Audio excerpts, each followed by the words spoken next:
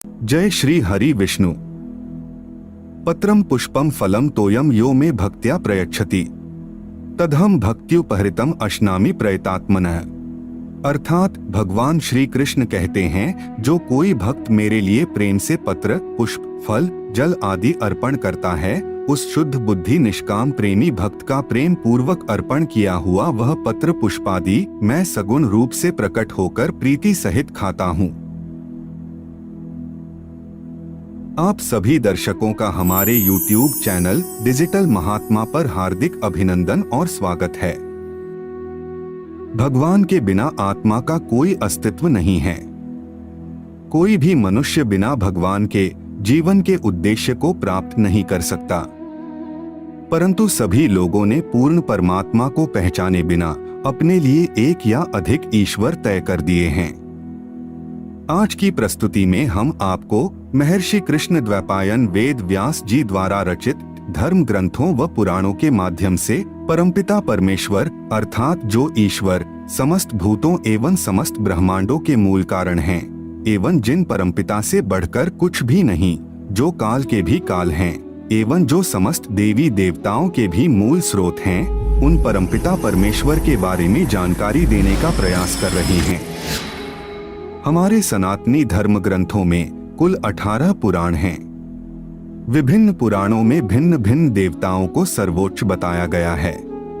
जैसे शिव पुराण में भगवान शिव को सबसे महान बताया गया है, विष्णु पुराण में भगवान विष्णु तथा श्रीमद् भागवत पुराण में भगवान कृष्ण को सर्वोच्च बताया गया है। सबसे पहले हम आपको यह बता दें कि सभी लोग एक ही ईश्वर की आराधना करते हैं, भले ही वे उस ईश्वर का अलग अलग नामों से आह्वान करते हों, परंतु वे सभी उन अलग अलग नामों के माध्यम से उस एक ही परमेश्वर की आराधना करते हैं। ऐसा इसलिए है क्योंकि विभिन्न भाषाओं और संस्कृतियों में परमपिता परमेश्वर को अपने अलग अलग तरीकों से समझा गया है, लेकिन है तो ईश्वर एक ही, जिससे समस्त भूतों की रचना हुई है। पुराणों में सिर्फ वास्तविकता को अलग अलग तरीकों और अलग अलग कहानियों के माध्यम से वर्णित किया गया है, ताकि अलग अलग धर्म संप्रदाय के लोग अपने अपने विश्वास के साथ उस एक परमपिता परमेश्वर को प्राप्त कर सकें। जैसा कि हम अपने वैदिक साहित्य के माध्यम से समझते हैं कि यदि हम एक व्यक्ति हैं एवं ईश्वर भी एक दिव्य पुरुष हैं, तो उनके विषय में ऐसा क्या विशेष होना चाहिए कि उन्हें भगवान का सर्वोच्च व्यक्तित्व माना जाए, और केवल कृष्ण को ही भगवान क्यों माना जाना चाहिए, किसी अन्य को क्यों नहीं? आइए समझते हैं। ब्रह्मा संहिता अध्याय 5 में ब्रह्मा भौतिक अस्तित्व के माध्यमिक निर्माता पर विचार करते हैं और कहते हैं कि ईश्वरः परमः कृष्णः सच्चिदानंद विग्रह अनादिरादिर गोविंदः सर्वकारण कारणम।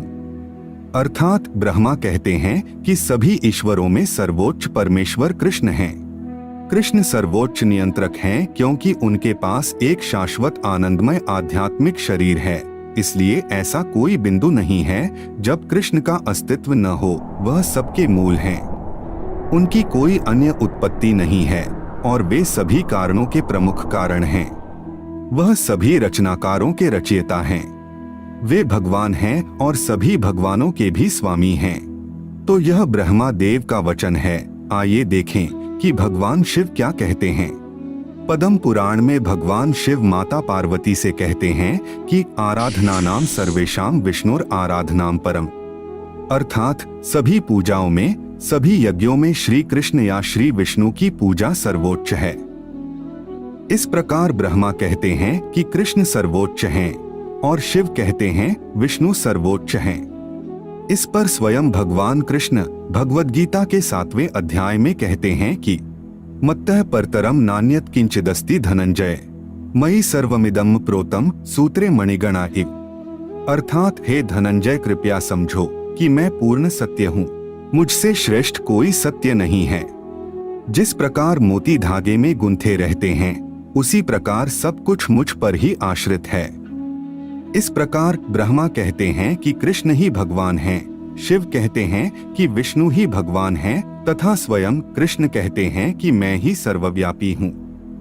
भगवद गीता के अध्याय 10 श्लोक 12 और 13 में अर्जुन कहते हैं, परम ब्रह्म परम धाम पवित्रम परमम भवान पुरुषम शाश्वतम दिव्यम आदिदेव मजम विभुम आहुस्त्वामृष्यः सर्वे देवर्षि नारदस्तथा असितो देवलो व्यासः स्वयं चौव ब्रवीषि में। अर्थात अर्जुन कहते हैं कि आप परम पुरुषोत्तम भगवान, परम धाम, परम शुद्ध अविनाशी भगवान, आदि पुरुष, अजन्मे तथा महानतम हैं।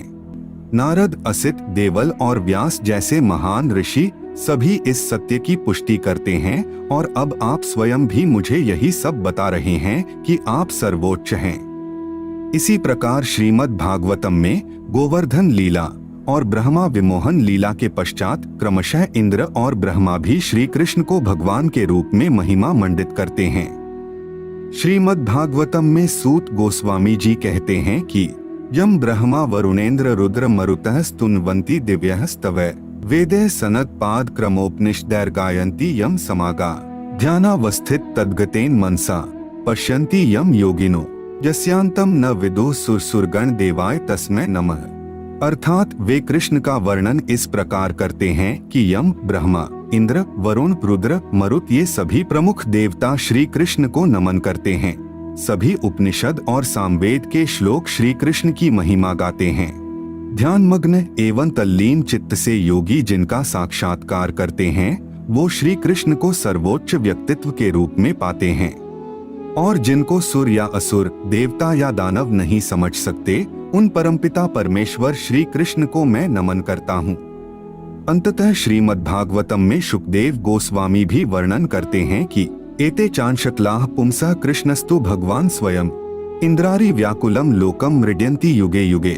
अर्थात सभी विभिन्न अवतारों, विस्तारों और पूर्ण भागों का वर्णन करने के बाद शुकदेव गोस्वामी जी कहते हैं कि हे महाराज परीक्षित, ये सब अवतार तो भगवान के अंशावतार अथवा कलावतार हैं, परंतु भगवान श्री कृष्ण तो स्वयं भगवान अवतारी ही हैं।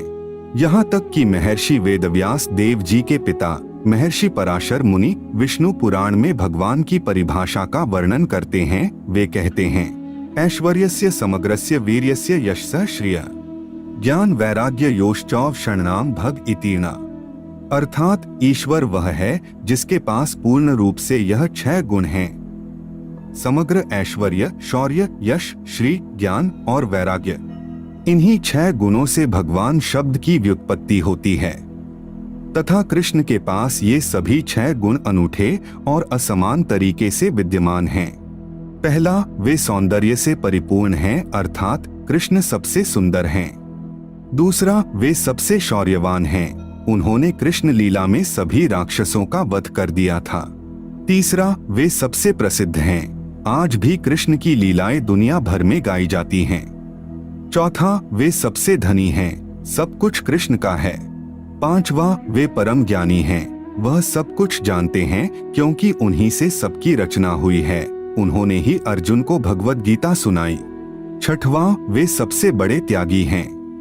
कृष्ण के पास ये सभी 6 गुण अद्भुत तरीकों से विद्यमान हैं। इसीलिए भगवान कृष्ण को अस्मोर्ध्व कहा जाता है, जिसका अर्थ है कि कोई भी उनके समान नहीं है तथा कोई भी उनसे सर्वश्रेष्ठ नहीं है।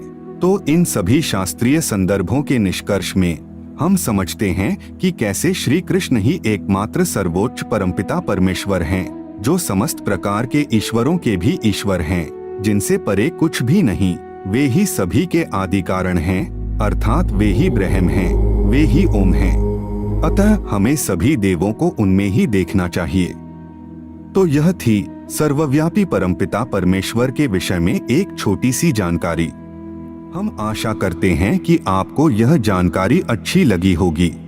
अगर अच्छी लगी हो तो वीडियो को लाइक करें और हमारे चैनल को सब्सक्राइब करने का कष्ट करें। अगर आपने हमारा चैनल पहले से ही सब्सक्राइब कर रखा है तो इसके लिए हम हृदय की अनंत गहराइयों से आपका कोटि कोटि धन्यवाद करते हैं। अपनी अगली प्रस्तुति में हम आपको एक नई जानकारी देने का प्रयास करेंगे। एक बार फिर से आपका बहुत बहुत धन्यवाद। जय हिंद, जय भारत।